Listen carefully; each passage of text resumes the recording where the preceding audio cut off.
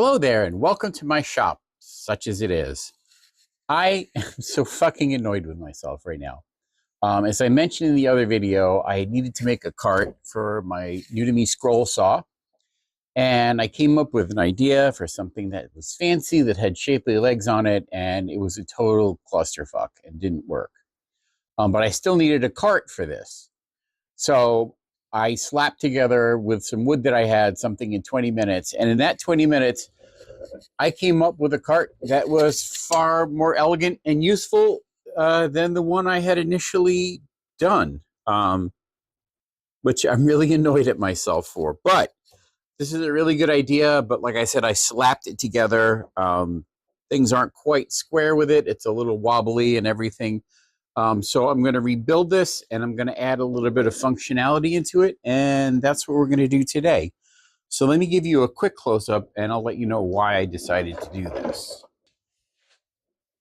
So after I had this thing put together and everything mounted on it, I got some new saw blades in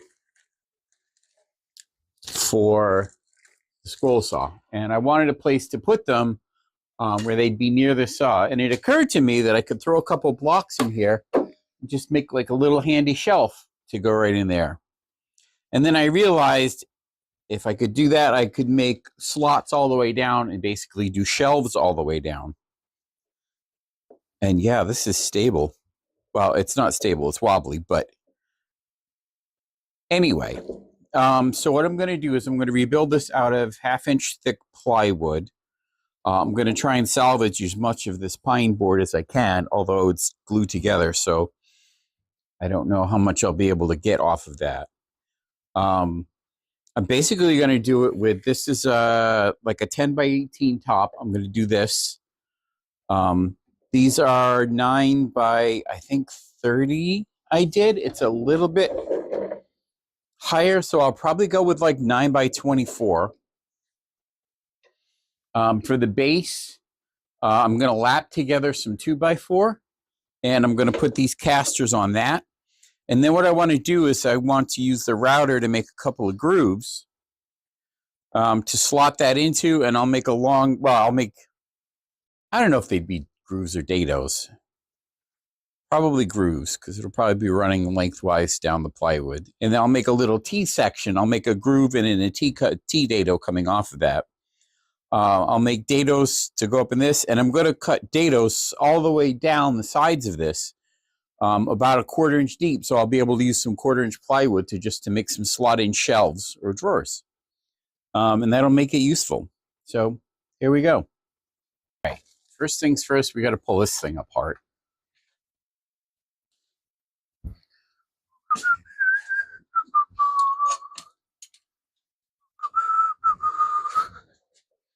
Drilled a couple of holes. I had to pick up some new hex wrenches to be able to loosen the blade up here, because the ones that came with it were missing. I also need to replace, there's a little piece of tubing, and I don't know what I did with the one that came with it, but I'll be able to figure something out that runs from here down to here. And what it does is like a little bellows in here, so it puffs air over the work area and blows the sawdust away, which is a really clever idea. And of course, we're going to make card storage. So these are 13 millimeter or 1/2 inch, I think. The lags that I threw in here, probably 1/2 inch. The 13 feels a little sloppy. A lot of woodworking stuff is in imperial as opposed to metric, although having spent years in the automotive industry, I'm fairly fluent in both. I know that 1/2 inch and 13 millimeter are about the same. I know that 9/16 and 14 millimeter are about the same. That's probably most of them that I know off the top of my head.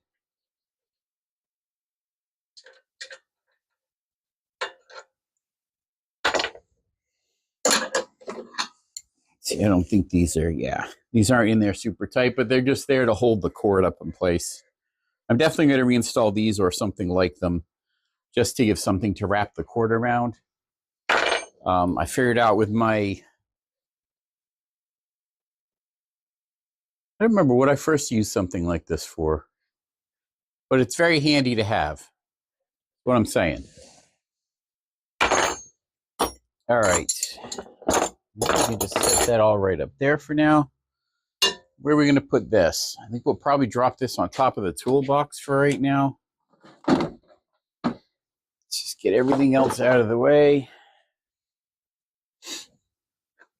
Actually, I probably should put these blades in a drawer so I don't lose them.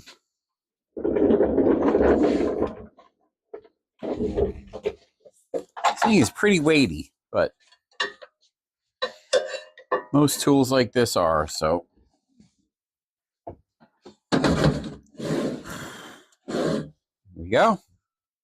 All right, now cordless drill.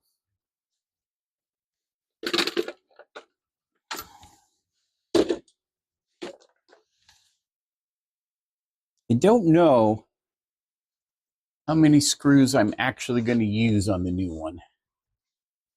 I don't think I'll need to use as many. I mean, really, if I glue it up, the weight of the saw just sitting on top of this should hold it pretty much in place.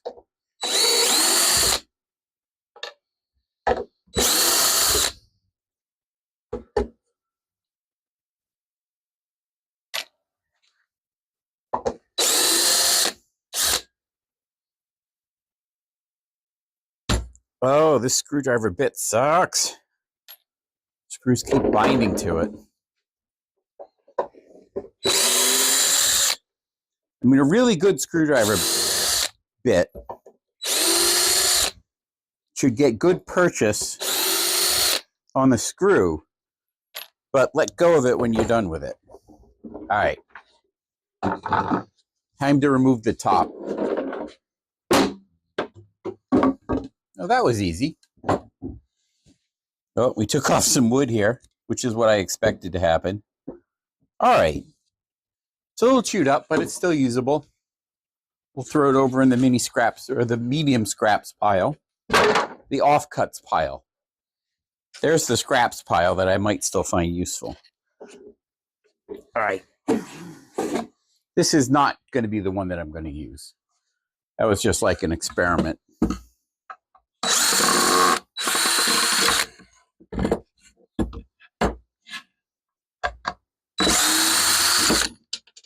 A proof of concept, you might say.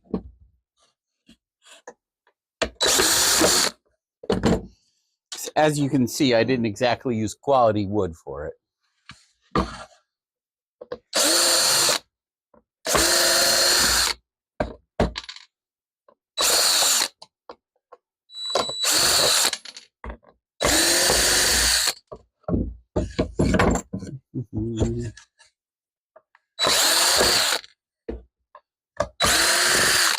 I'm pulling out the screws not necessarily to disassemble this, but to save the screws, to reuse them. I know it sounds kind of like a cheap thing to do, but it's not like I feel like I need to, but why throw away perfectly good screws is what I'm saying.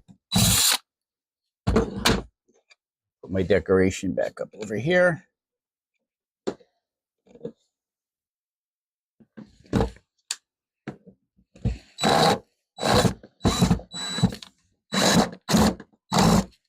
Wow, this bit sucks.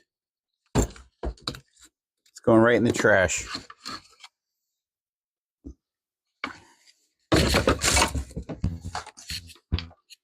I have no patience for crappy screwdriver bits. I really, really do not.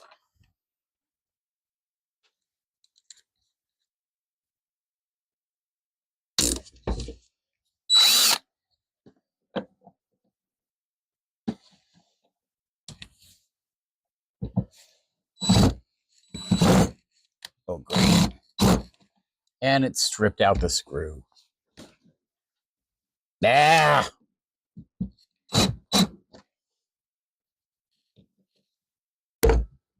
I know this is an interruption, but I can't just let this sit.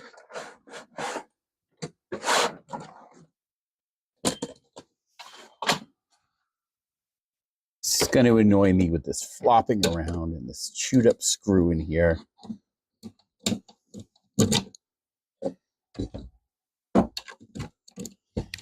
Just want to get this out.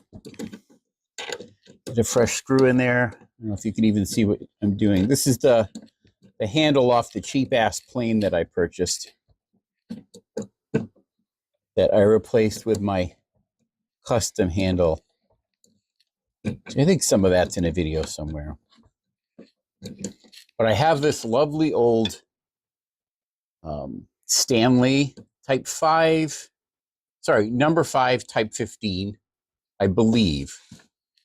15 or possibly 16. I think it's a Type 15 with some replacement parts that I'm working on restoring right now. And I definitely will put that in a video, but the handle on it is just absolutely destroyed, as you can see. And there's a big crack in it. So I picked up a piece of Caribbean rosewood, which is not a true rosewood. The handles on the old Stanleys were made of rosewood. And the Caribbean rosewood is, like I said, it's not a true rosewood, but it is close enough for me. So I'm going to make a new handle for that out of the rosewood, and I probably will put that in a video. Since I made the handle for my cheap one, I'm feeling reasonably confident that I can make a functional replacement for the vintage one. And the vintage one is in rough shape. So I'm not trying to restore it like to original factory condition, to like a collectible condition. I don't think there's any point in that. It's just way too far gone. And I want to have it as a functional plane. So I'm restoring it to functional condition is what I'm doing.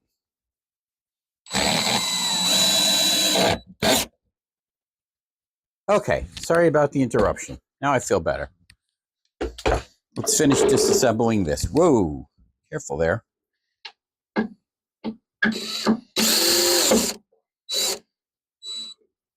Probably ought to have some gloves on for this part because of the splintery bits up here, but what the hell? Let's live dangerously, right?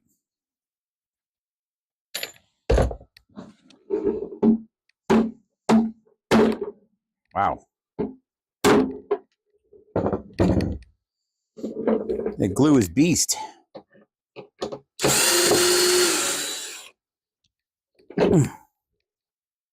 Let's get this side out of the way.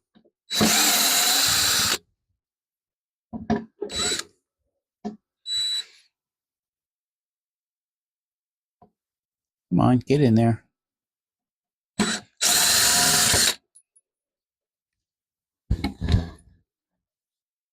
See, this bit is much better. It's a good purchase on the screw, but it doesn't overstay its welcome.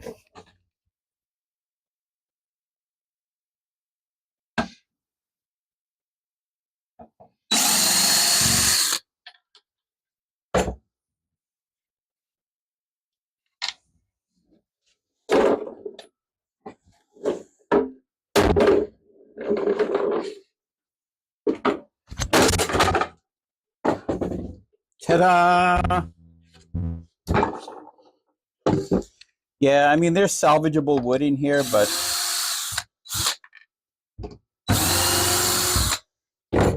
not for like this whole big, well, maybe I can. Yeah, it needs to be surfaced, but I can probably use it for something. Ha! Forgot I put screws on the bottom too.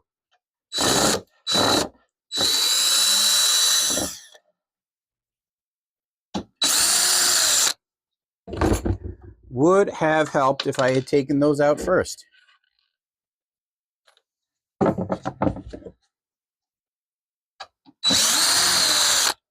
But you know, a good swift hammer blow fixes a world of troubles. Like that. All right, this piece goes in the offcuts pile. I mean, it's just pine. It's not like it's expensive wood. I mean, it wasn't free either, which is why I'm not just throwing it away.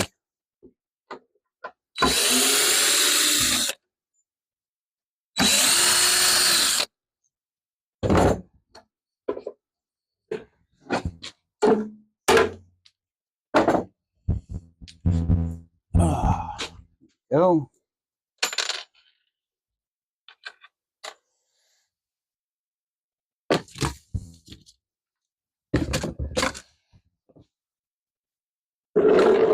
All right, let's take the screws out of this side now.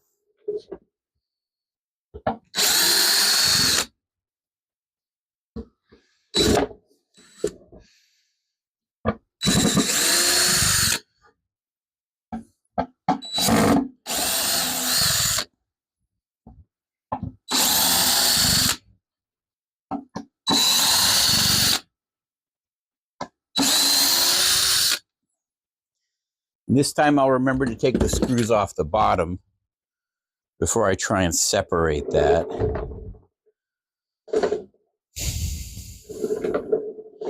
I had a brief thought in there and I can't remember what it is now. All right, now I'm going to get my gloves because I need to lift this thing up and I don't want to get splinters or cut my hands open or anything.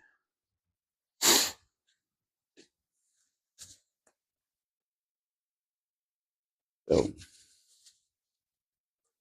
a little bit of gloving isn't going to hurt. Here we go.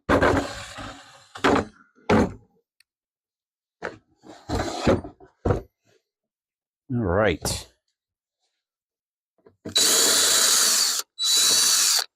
Our wheels off.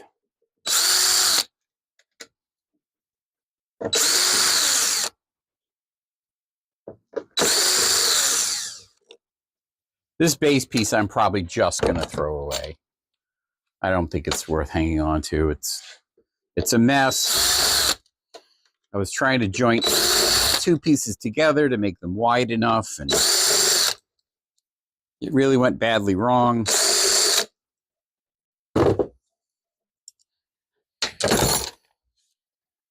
Now it's all shredded, so that I think I'm just going to trash. Oops.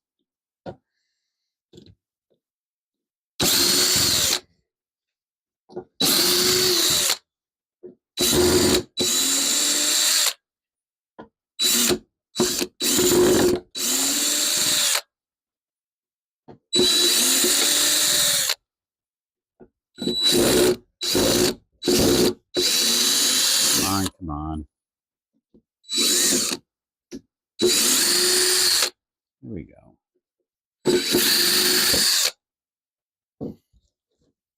Okay. Those. I'll just take these two wheels off. Finish breaking this apart and then move on to building the new one.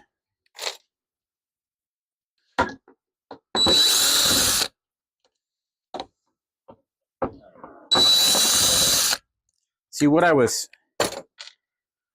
thinking was they might have to add some diamond flares on the bottom to help keep the whole thing stable, but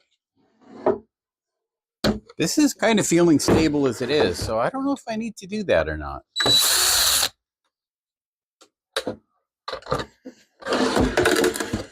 If I remember right, these side pieces are like 10 inches across. If they are, and I think I can just, I'm just going to build it with straight sides. And then if I'm finding that it's still feeling a little wobbly, I can always add the flying buttresses later if I need to. Those don't need to be part of the main assembly. Bolt them on afterwards. That's what I wanted to do. I have to check and see, to double check myself on how wide these are. 11 inches, a little over 11 inches.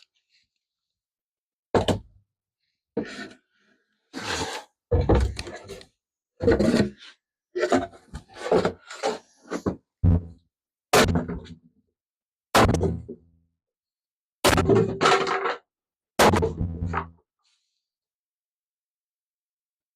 I missed a screw.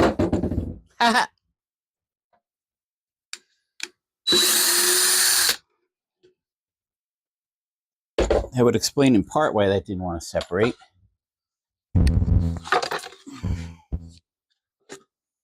Yeah. That's garbage. This is offcuts.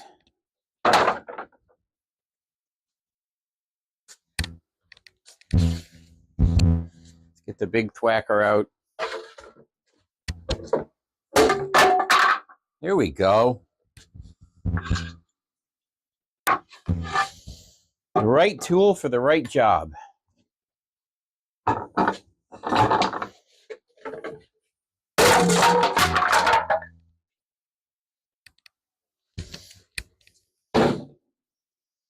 Nothing like a little sledgehammer destruction to make for a satisfying afternoon. Yeah, that's still, as you can see, as is typical, the glue bond is stronger than the wood bond. So that's going to take some cutting up and cleaning up to be able to use, but it's a large enough piece that I think it's worth it. That one, not so much. Okay. Step 1, disassembly is complete. Step 2, 2x4.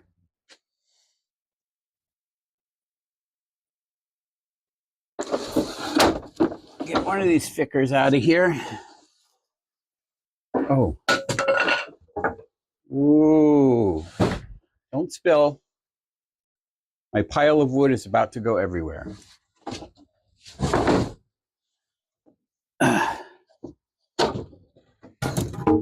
You can't see it because it's behind the camera, but trust me, it is on the eve of destruction here.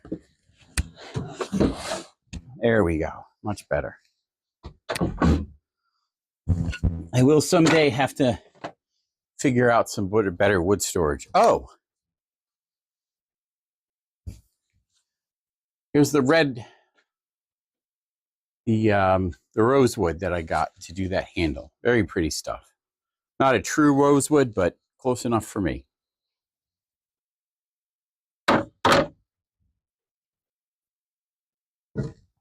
All right. Here is my 2x4. So what I want to do is cut off a length of how much I want to use. And then I want to square up the rounded corners, cut it to the appropriate length, and then lap the ends together. So how big do I want this base to be? It needs to be at least 18 inches in one direction. Actually, 19 inches. There's another hole back there. So it needs to be at least 19 inches long, or 19 inches wide. So roughly there. Roughly there. Don't care if it's not pretty.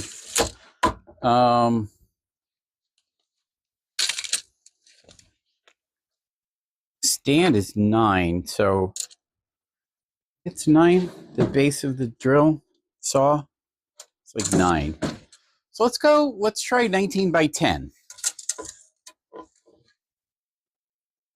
I mean, we could do 19 by 19. How wide was this one? That one's 17.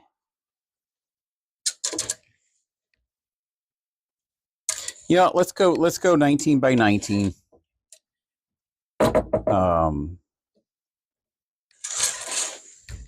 We'll just make it square all the way around. Let's make it a square base. All right, so shoot, I just dropped my pencil behind my desk, behind my workbench. Luckily, I have more pencils.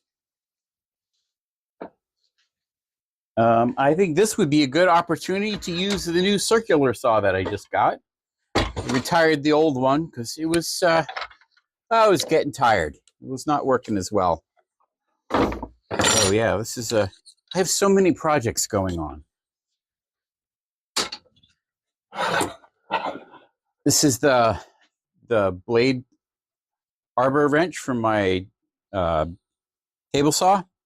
But grabbing this metal end just feels a little sketchy, especially with your hand down by the blade. Not that the blade is powered up, but I'm worried about my hand slipping. So got a little bit of this here mahogany, and I'm going to make a handle for it. But that's not for today. All right. Let's get our safety equipment out. Mask, goggles, ear protection, and the new saw. This is the first time I'm going to be using this. So exciting, you can do it with me. So I'm going to intentionally cut a little proud of these marks. I'm going to make the pieces longer than they need to be.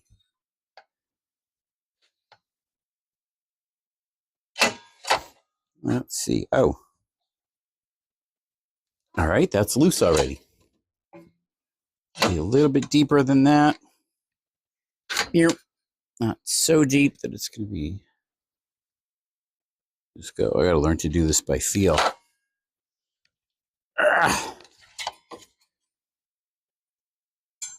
Okay, that's cutting all the way through. So I'm going to cut them a little long, and then I'll do finish cuts on the table saw, I think. Use the... I can use my crosscut sled for that, to trim the edges up and make them all exactly the same.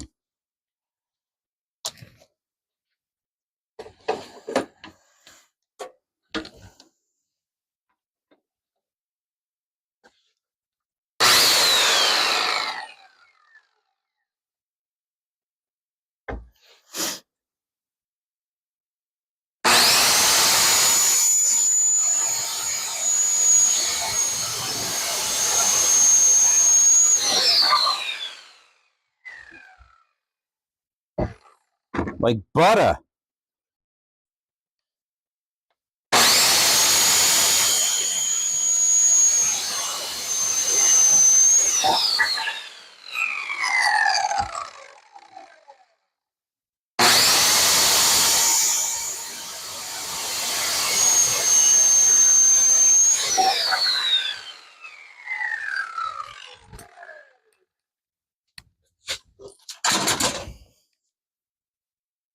Hey, why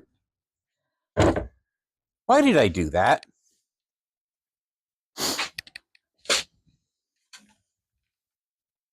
I have one more cut to make.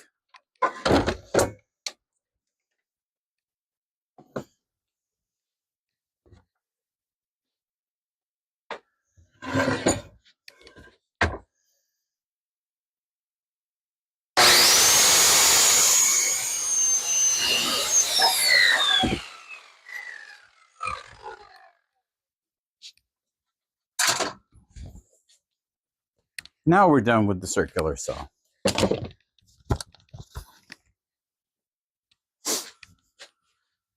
I can raise this up a little bit, try and show you the bench and my dumb ass face at the same time. All right, so I cut most of this stuff off with a live edge there. Not that that's going to make a big difference. It goes in the offcut pile. I mean, this one still has a bit of live edge on it, but it's not really going to affect this. All right, so first thing we want to do is we want to rip those faces. This is my router rig. See, I've got a lot of stuff that doesn't have a permanent home yet. That's not good. I'm going to be working on that. That's yet another project that you're going to see. It's I'm going to make me a ready table that will have all of the things on it that I reach for very regularly, very frequently.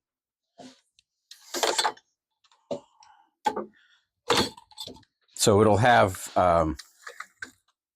my squares on it.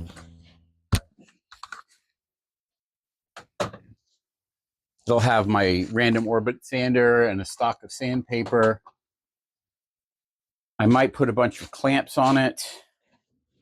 Stuff like that. All right, so we are going to rip. So we want to take the crosscut sled off for right now.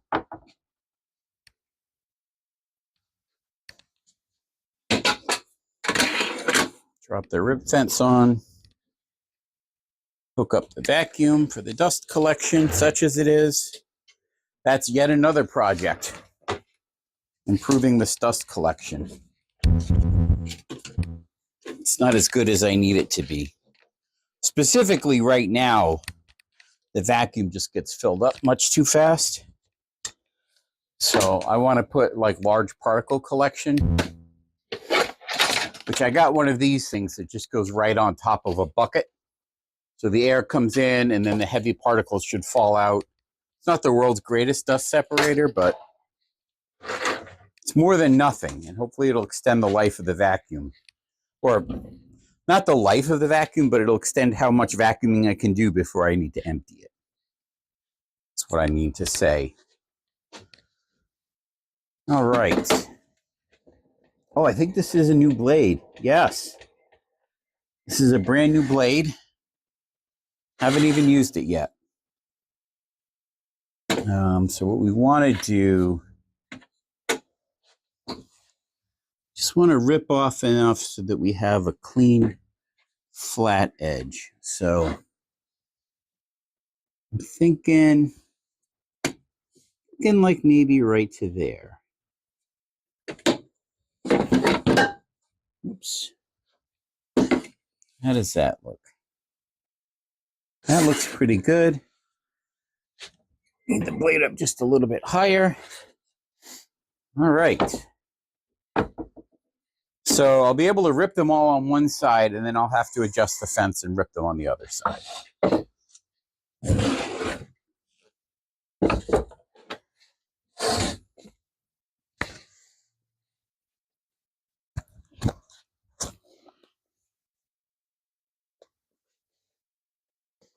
Can you see the saw? Let me angle this a little bit so you can see the saw.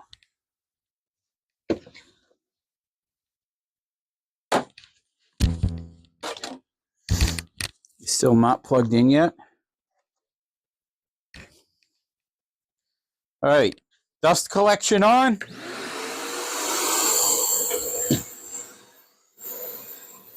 Plugged in.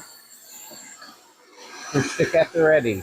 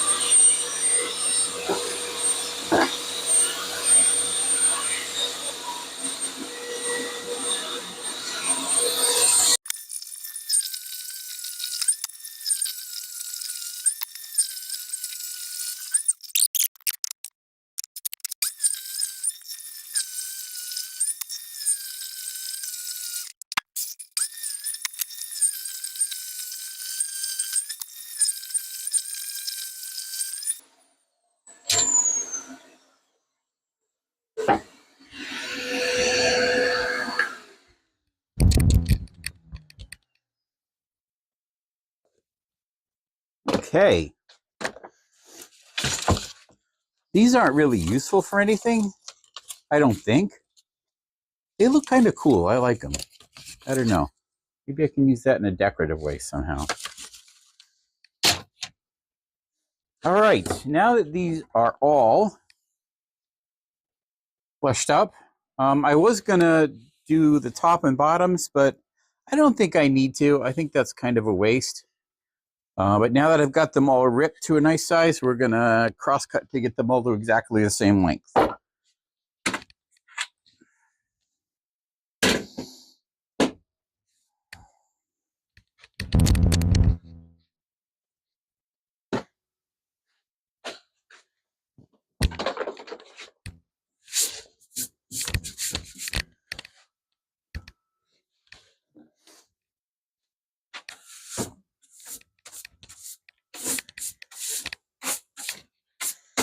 I'm going to vacuum that all up.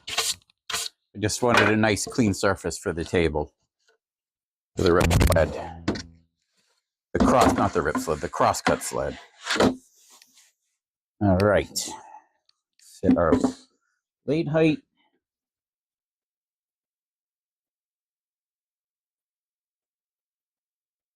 Let's clear the teeth.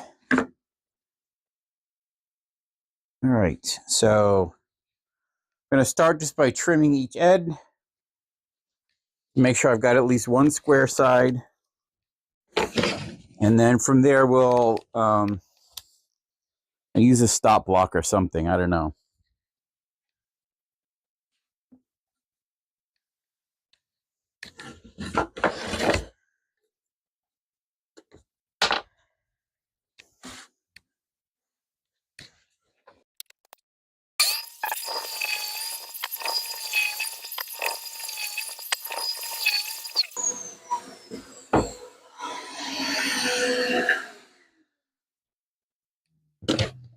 Okay, now, what is the best way to approach this other cut?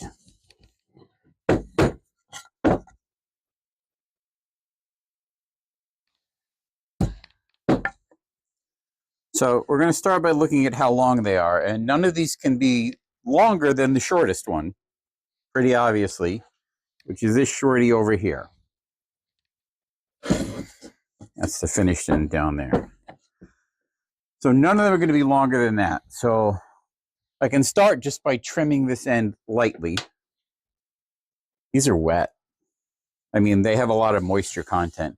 If I wasn't using this for something I'm building in the shop, I would really have to let these dry out for a while before I start cutting them up.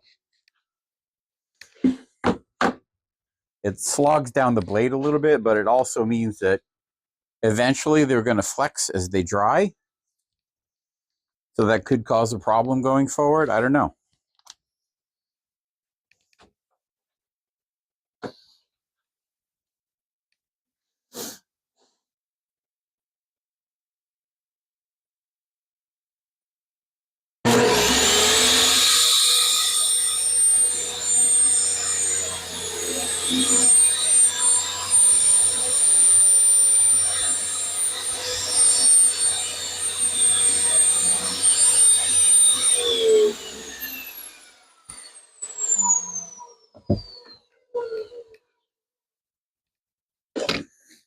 Take a peek and see how square we're cutting. Do I have my square floating around here? I toss it back in the drawer. Just a little one.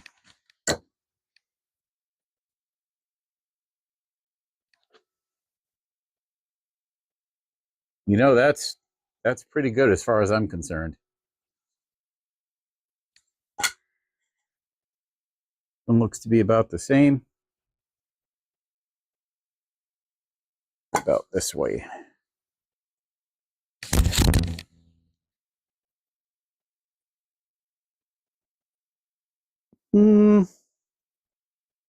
Off by a smidge this way.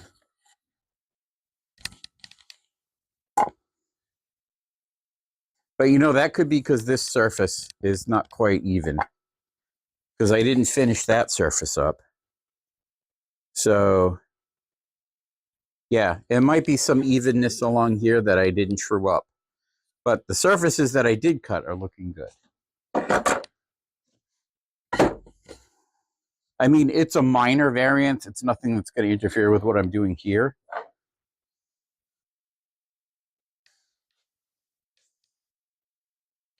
Now, how can I make sure all of these are exactly the same length as this one? I mean, exactly the same length.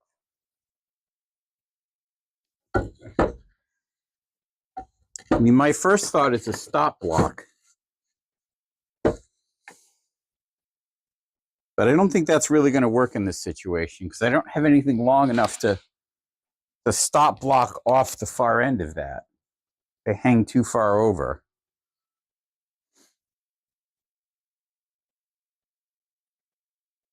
I suppose I could just use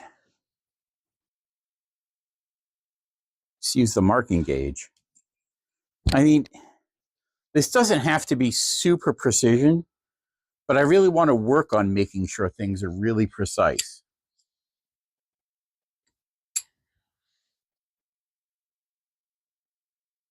Oh, these ends aren't perfectly square either. So I can't use this. They're not perfectly square because I cut them with the circular saw and I wasn't trying to be perfectly square with it.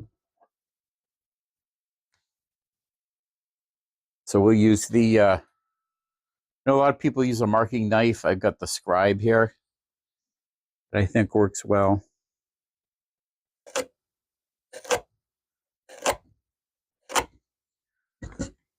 I can see that. Just barely.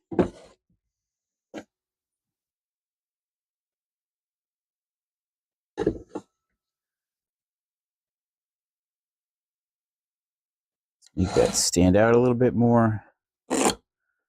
I probably should get a marking knife.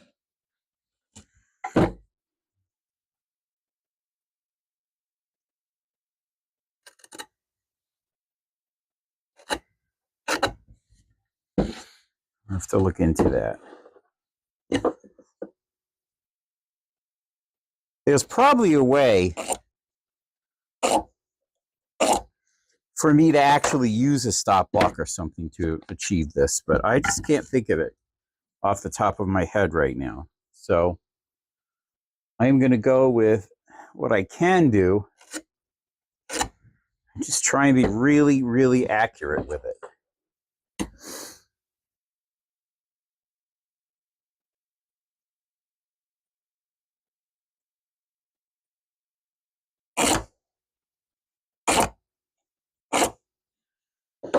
Okay. So we've got nice clear markings on all of those where I need to cut. I need to make sure the kerf of the blade stays on the waste side of the cut. I don't know if waste side is like an official term or not, but it's what I'm going with right now. Sounds like something you'd say, right? The waste side. Since that's the side you're going to be throwing away. It's the side you want to get rid of. Waste not, want not. It is unplugged right now. It's good to double check that. All right. That one looks square.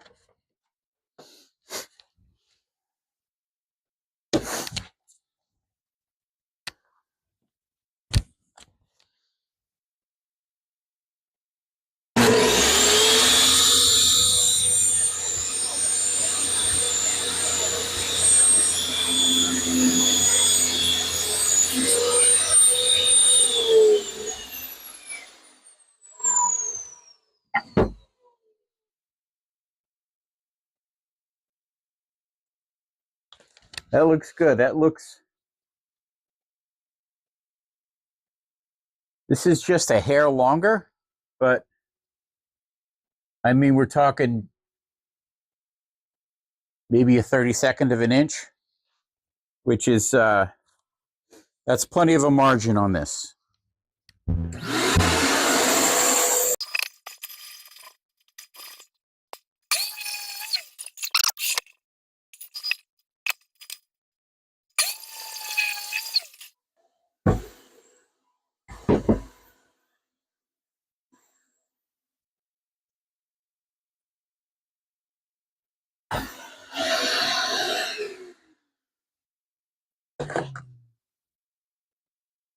Okay, they're all pretty good. Except for the one I undercut, they're all like within a 32nd of an inch. This one's like 16th. Gonna bug me. Gonna bug me. Ah.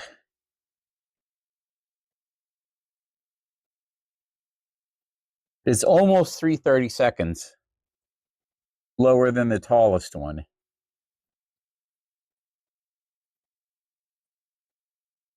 Which is really going to annoy the shit out of me.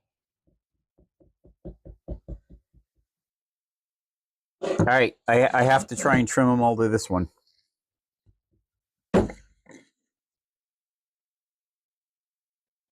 So damn close. I genuinely don't think it will matter for what I'm doing, but I really, really need to chase that brass ring right now.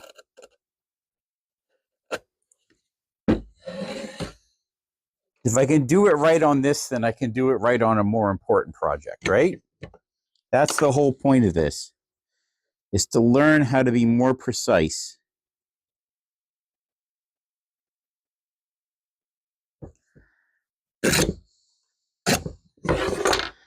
And 3/32 of an inch is not precise enough for me right now. Right in this moment, that is too sloppy.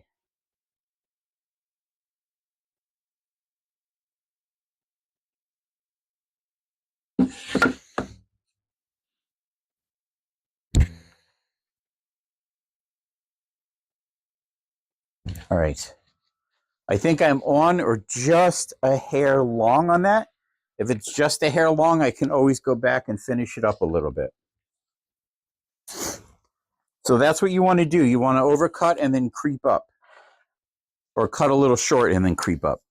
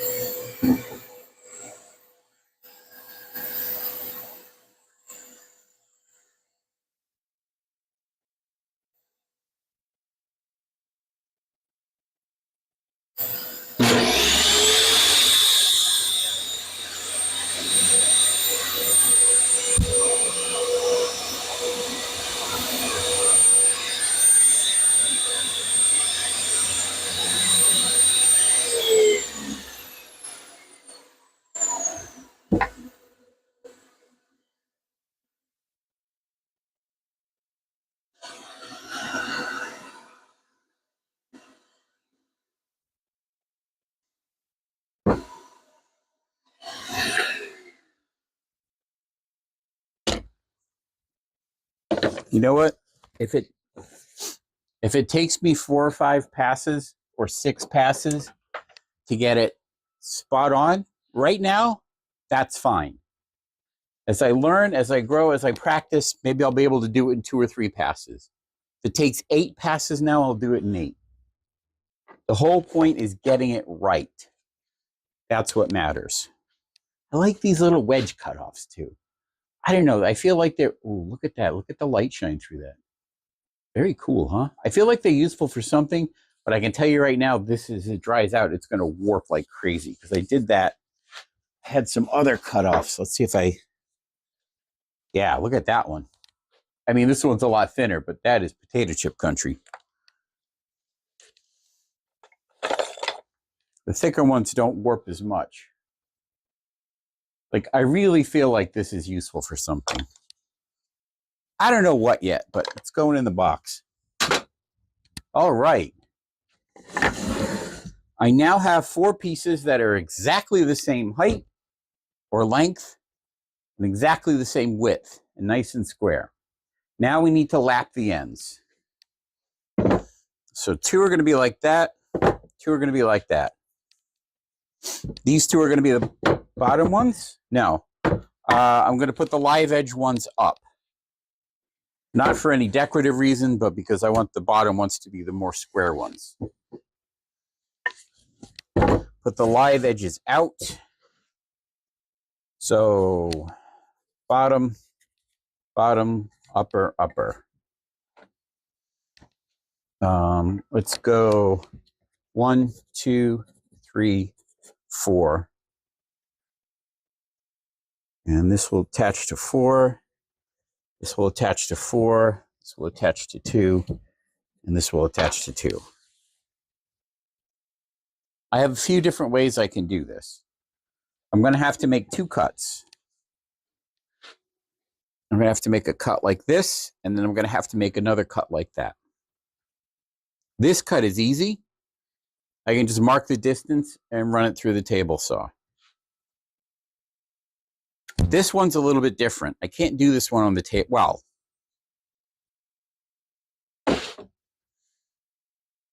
I shouldn't do this one on the table saw because I don't have a proper jig for it. If you have a jig, you can make this kind of a cut. If you have a jig that will stabilize your piece, I don't yet. I haven't made one. And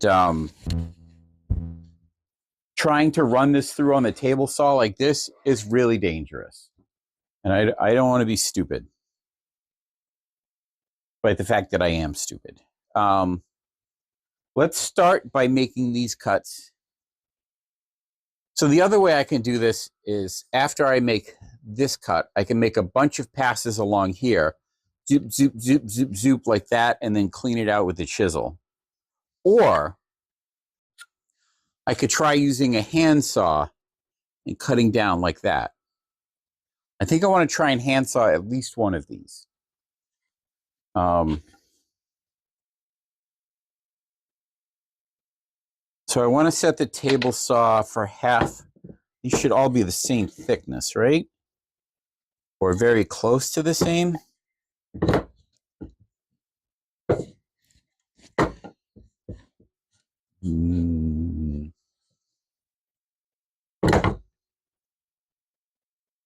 Pretty damn close. Maybe not perfect, but very, very, very close. So let's take one with no live edge, nice and square, and let's see if we can find half the depth of this. I don't know how long these are now. They should be very close to 19, maybe a touch under. Oh, just barely. Let's see, 19 3/4,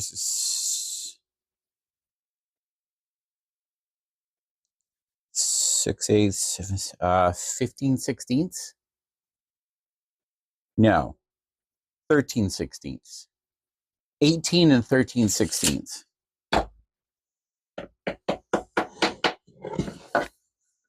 All right, his thickness, almost exactly 1.5. Pretty damn close. So if we set our blade depth to 3/4 from the surface of the sled, we're unplugged. And for this, I'm going to use my gauge blocks. Got a 3/4 one right here. So we put that on this side of the sled, and then we crank the blade down.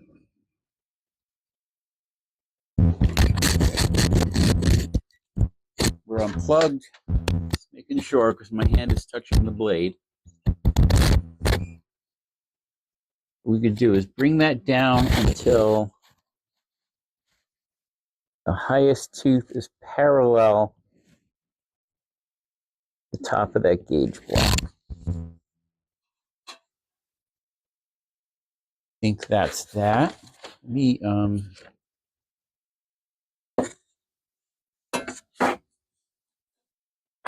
try using another block here to confirm it. It's a little too bulky.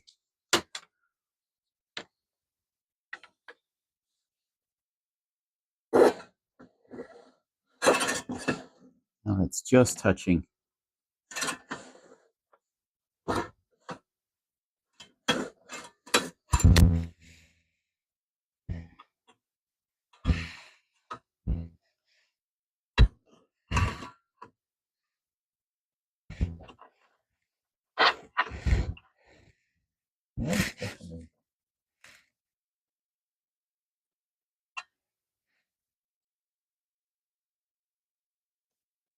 All right.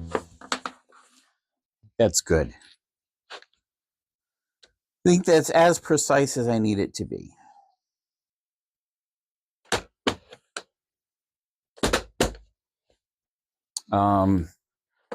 Okay, that's the depth of the cut. Now we need to know how far down in we're going, and for that,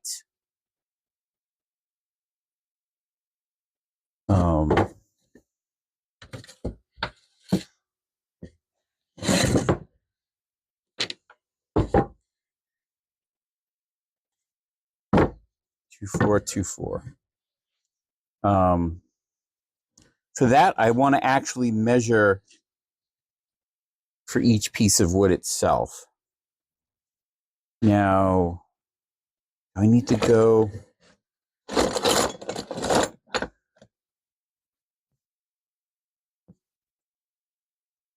Yes, so I need to go that full length.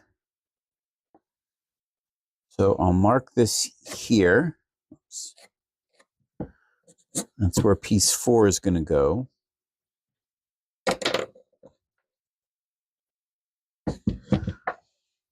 Oh no, that's where piece 1 is going to go. This is where piece 4 is going to go.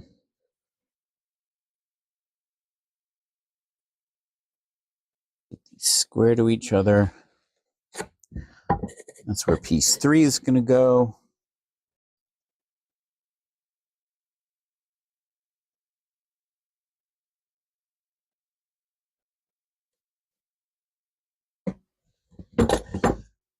Where piece 4 is going to go.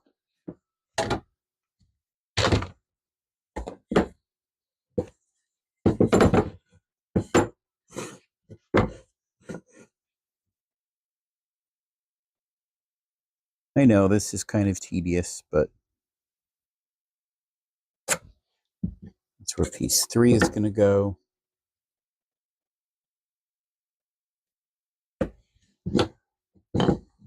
Get a good mark there.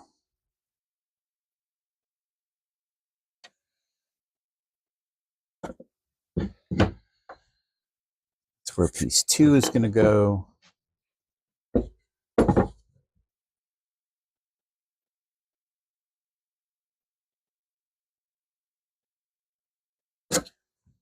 That's where piece 1 is going to go.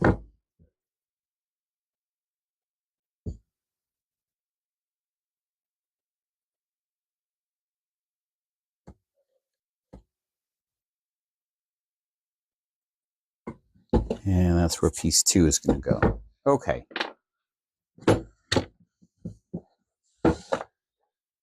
So now I have my marking lines.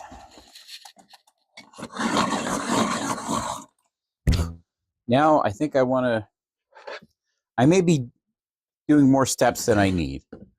But what I want to do is make sure these lines are square and then translate them all the way around.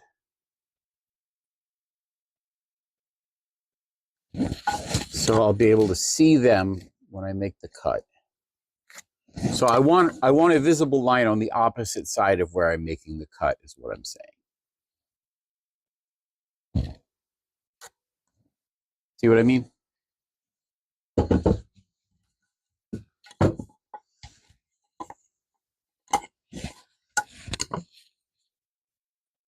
That way I will be sure.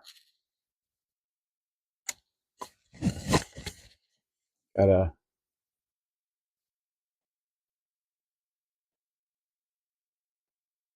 go back to the ship and nuke them from orbit. It's the only way to be sure. See, this is a moment where I feel like my tendency is to rush right now, because this is kind of a little more tedious. But what's really important is to not rush right now. Take my time and do it right. Right? It's going to take me a few minutes to go around and mark all of these. But I'm going to take that few minutes and I'm going to go around and I'm going to mark all of them. I'm flipping this around because I've got that live edge to deal with here.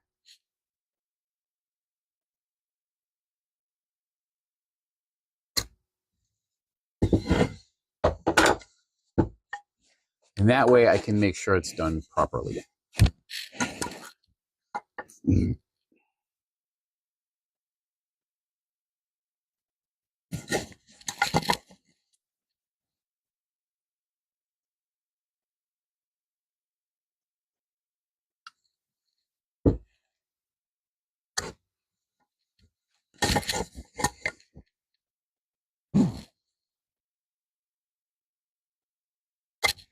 Right? Because this isn't exciting.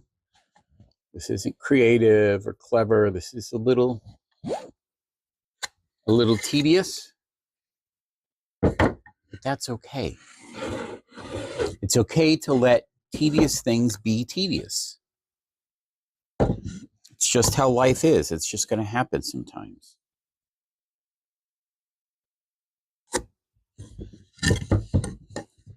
But in this case, it really matters to me. You get it right.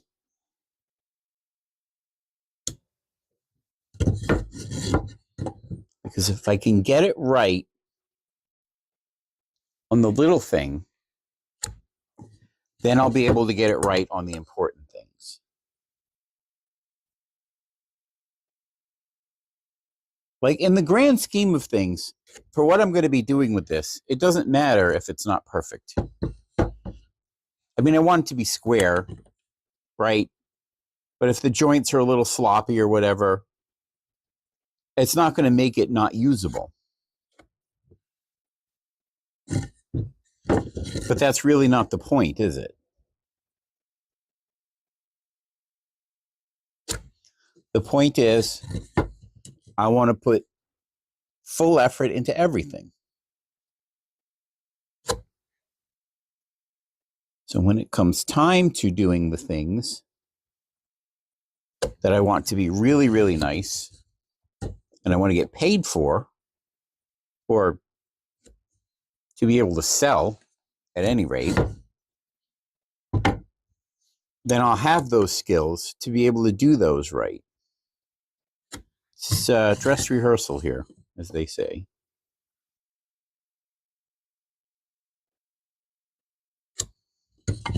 Yeah, these unfinished faces are a little off. Some of them. The actual cuts I've made are square, but the part that I didn't is not quite square. Which the variance is tiny, and that I'm not going to worry about here. What I really need to make that right is probably a jointer. Or, you know, the before jointers existed equivalent process.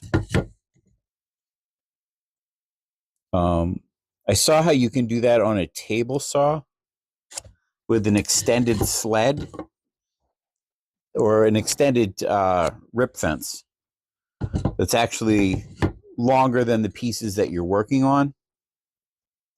So the high, you'll be able to support both high points, essentially. All right, so let's put these back.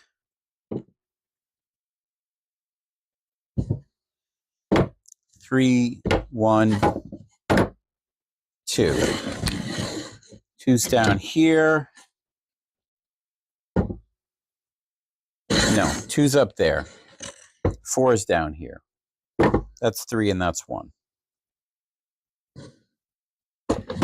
Right? This is 4. It's 1. It's 2. It's 1.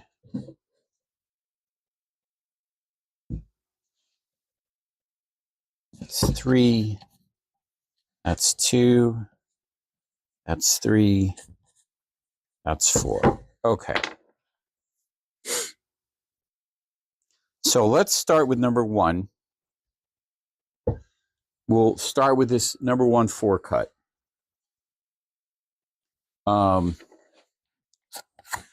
I'm going to mark a giant X on the sides that I want cut out,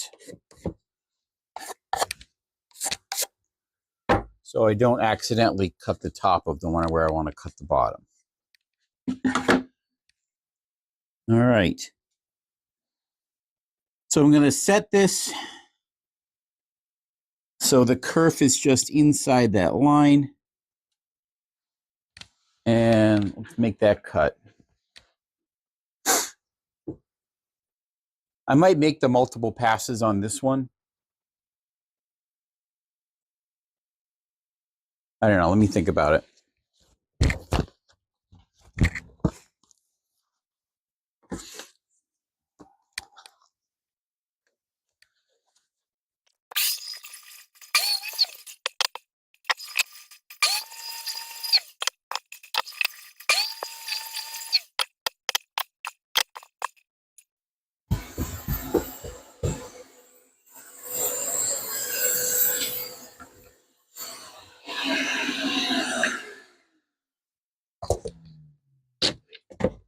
I really want to try and hand cut this other one.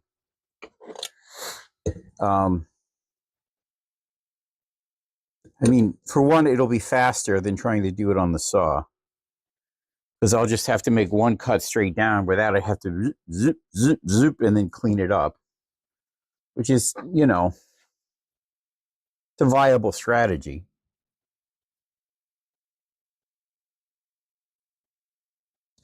And whatever I do, it's okay to go a little bit undersized, because I can always clean it up with a chisel later.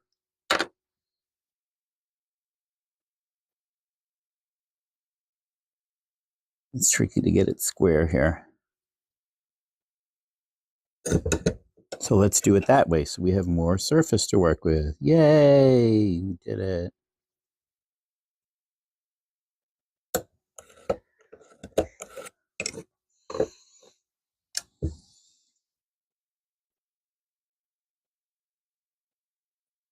So what I want to do is score this.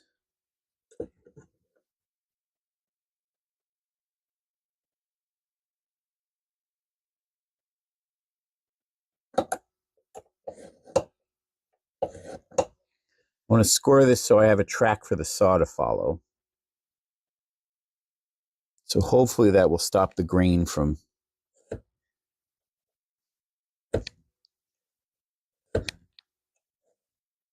no.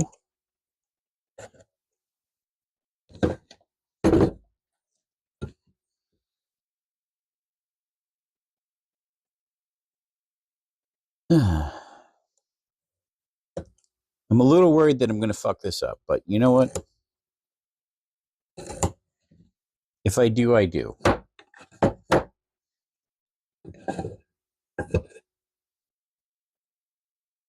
The whole point of doing this now is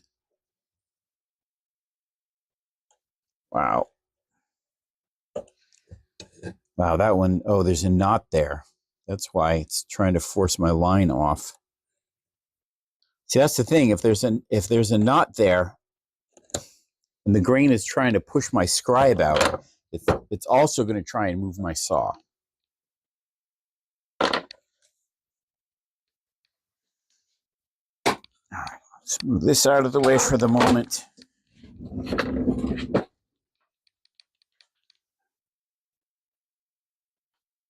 Actually, I want to come across the top here as well. Well, it's a little more challenging because we don't have that nice square edging.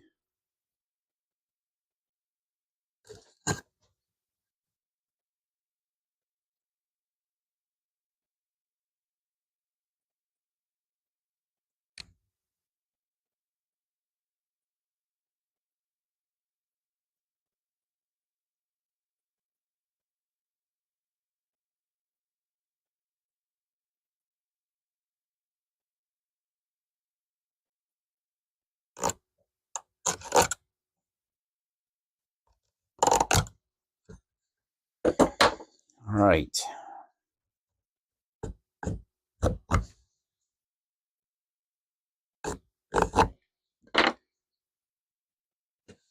Wish me luck. Now, what's the best way?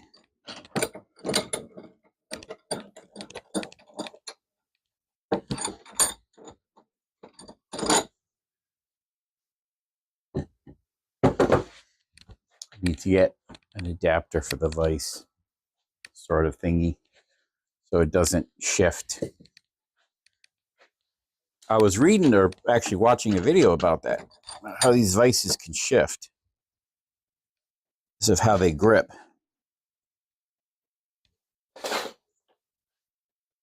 And how they can not hold things tightly.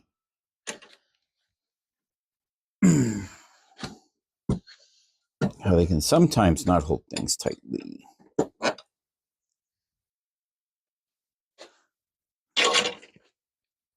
Okay, rock steady. I have two saws. I have my general purpose, really crosscut saw. I have my lovely Japanese saw, although this one has been wandering on me lately. I don't know if the blade's out of true. Can't tell. Anyway, this has a crosscut. I mean, this has a rip edge on it. So let's start with that. So, you know what? Chisel. I can chisel out my mark here a little bit.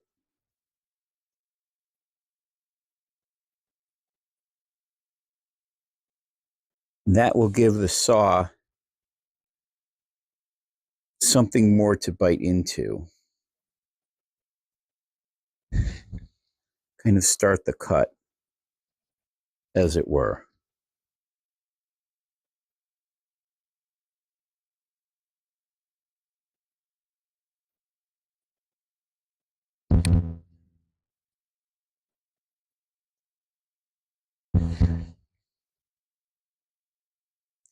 The way to do this more quickly and efficiently is to use a dado, which, if you don't know, is like a stack of circular saw blades mooshed together.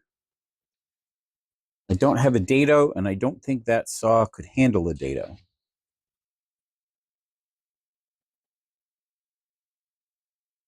So we are left to do it other ways. Okay.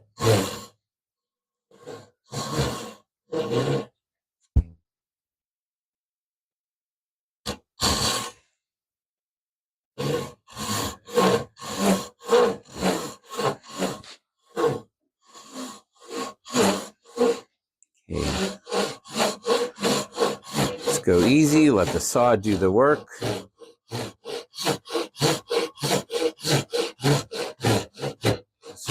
Focus on keeping the cut nice and straight. I do have the rip side in there, yes? Yes.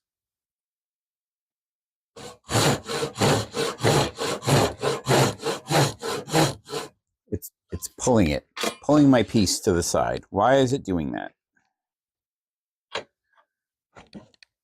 Nope. You stay there.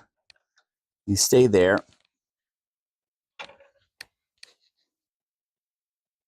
See, that just is not. You know what?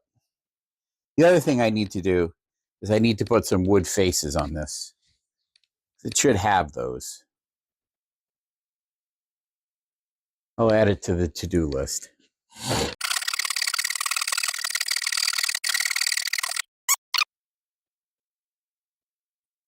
It's drifting. I don't know if it's me or if it's the saw, but every time I've tried to cut with it lately, it wants to drift. All right, let's see if we can correct with this one.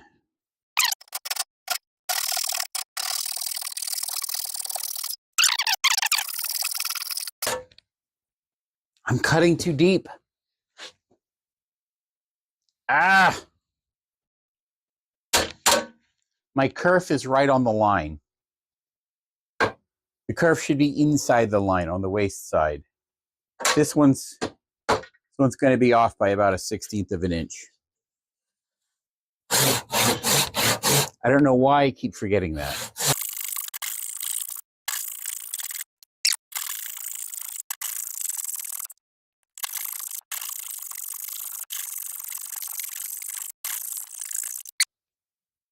All right. Oof. That looks rough.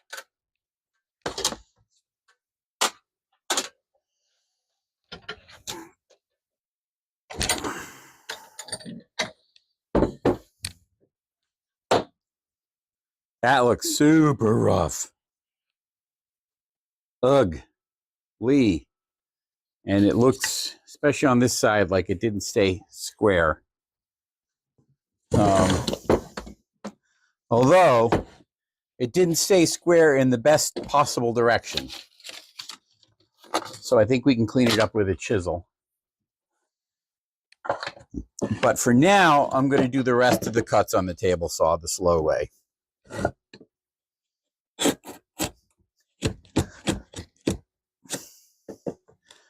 Or maybe this was the slow way. I don't know.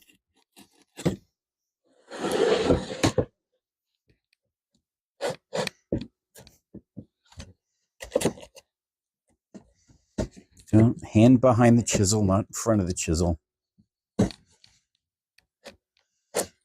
Unless you really want to put a chisel through your hand, which I really don't want to do.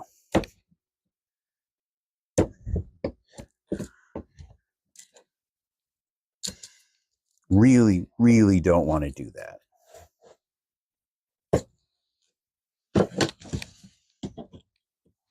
It would make for a very bad day. I can live without that kind of a bad day.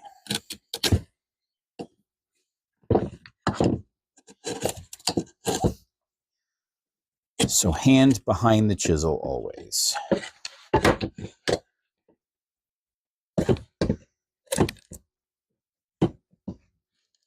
This one's going to be rough. There's no way around it. It just is going to be rough. There's also a knot right in there.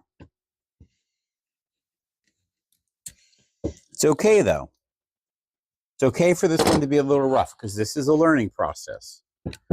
This is a learning experience for all of us. Ish. All right. Now let's get the table saw out and do it the slow way. But in the long run, it's going to be the more accurate way, the better way. It's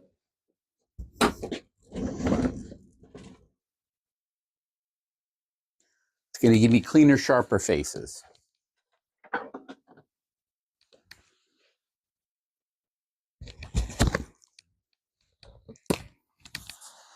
It's going to give me way more square faces, that's for sure.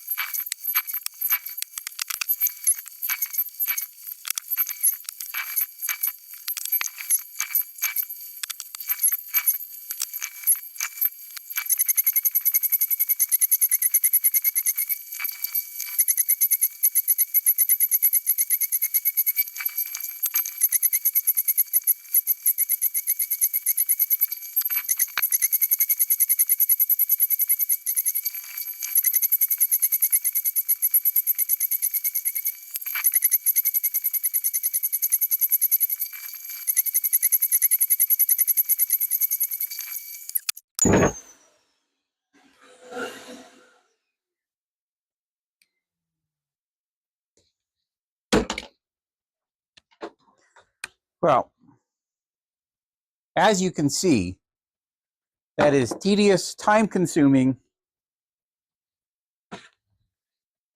and very, very messy. It's really not a great solution. It's a solution, but it's not really a great solution for making those kinds of cuts. I'm going to vacuum this up in a minute, but I want to see now I can just clean these up with a chisel, because you get sometimes you get like little ridges and stand-ups. So you just need to clean that up afterwards. Just really not a big deal.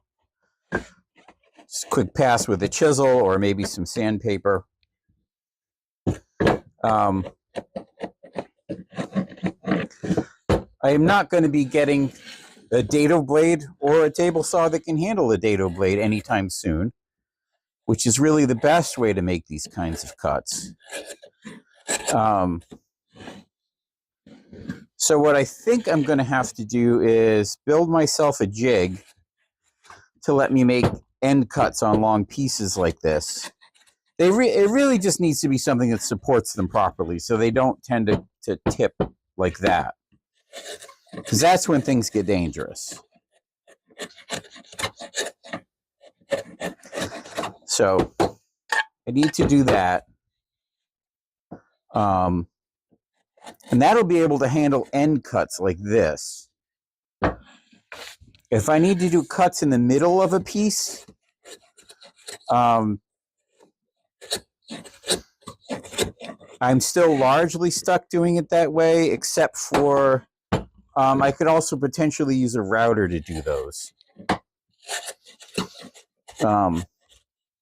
Which I have the routers. I've got a trim router and a Craftsman router. So those are certainly an option, but I don't really have a good router table, which is what I need to be able to make those kinds of cuts. And honestly, a router table is something I can build. Do not drop the chisel into your foot, whatever you do.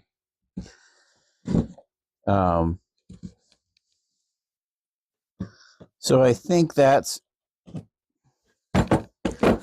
between building an upright jig and building myself a router table, I'll be able to do these a little more sanely. All right, this is 3.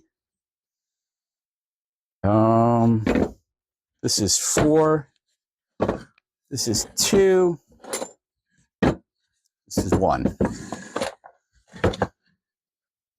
So let's clear some of this junk out of the way.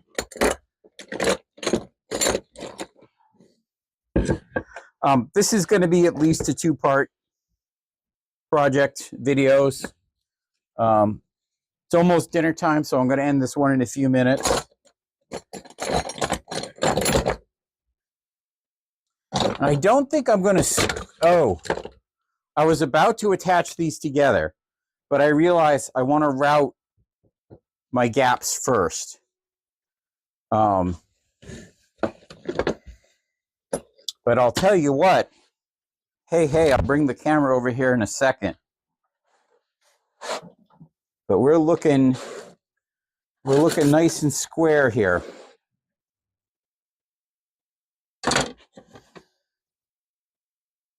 Yeah. Aside from that one joint that I fucked up trying to do it with a handsaw, I am quite pleased here. This one's sitting just a little proud. Oh, this is the one I fucked up. Man, all the rest of them look great. Let me bring you over here. Yeah, we've been going almost 2 hours here. I mean, the video is going to be shorter than that because I'm going to high speed that sawing, but can I flip it? There we go. Flip it around on the fly. All right, there we go. That is looking really nice and square. Put that right in there. That looks good. You can see those are really close to flush and square right there. Very close, like a little bit of, just a little bit of chisel work. I mean, that's more than precise enough for what I'm doing here. But a little bit of chisel work, I can clean that up a little bit better. I am very happy with that. So these are the under ones. These are the ones that are going to get the wheels.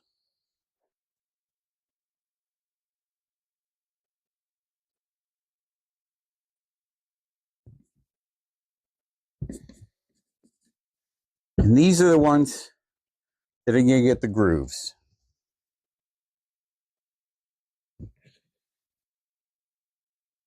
So the laps that are on the underside are going to be the ones with the wheels pushing up.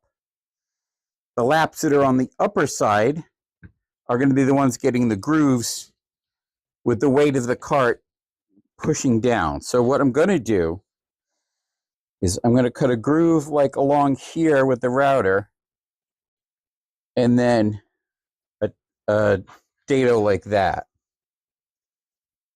So we're going to have a groove and a dado. So I'm going to have one sheet here, and a cross sheet for stability. But for now, I am going to vacuum this mess up, and then I'm going to go have dinner because it is 10 past 6. And I'll see you in the next video, okay?